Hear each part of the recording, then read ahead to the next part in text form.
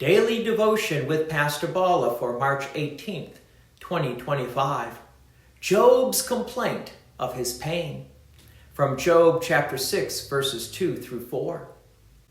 Oh, that my vexation were weighed, and all my calamities laid in the balances, for then it would be heavier than the sand of the sea. Therefore my words have been rash. For the arrows of the Almighty are in me.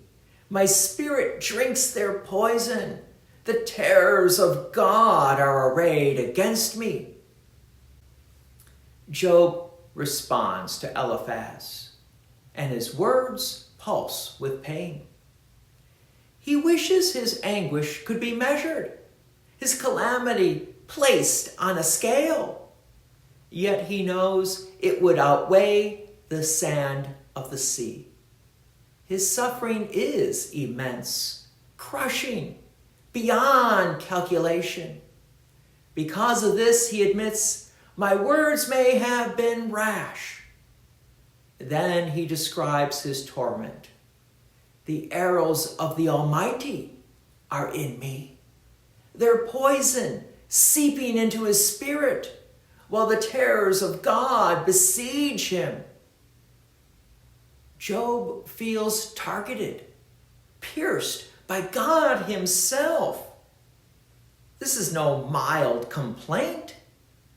Job's imagery, arrows, poison, terrors, captures the intensity of his physical and spiritual agony.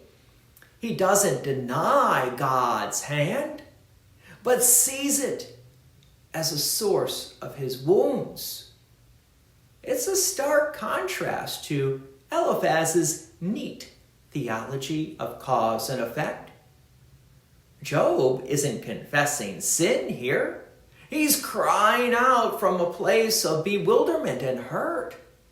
His rash words aren't rebellion, but the overflow of a heart pushed beyond endurance. Please note, Scripture doesn't rebuke him. It lets his voice stand, honoring his honesty. For us, Job's complaint resonates when life seems unbearable. We may not face sores or total loss, but we know the sting of trials that seem to come from God's own hand. Job's boldness speaks this way, and it reminds us that we can bring our truest selves to God, our confusion, our pain, our sense of abandonment. He doesn't demand that we polish our words. He hears our cries of a wounded spirit. Job's arrows of the Almighty echo forward to the cross, where Christ took the ultimate piercing for us, turning God's wrath into redemption. Job's struggle invites us to wrestle too. His pain is real, yet his story isn't over. The God he accuses of terror is the same God who will answer him, not with punishment, but with presence.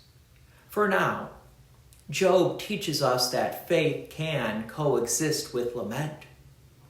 We don't have to understand every wound to trust the one who heals. His scales tip toward mercy, even when we feel the poison.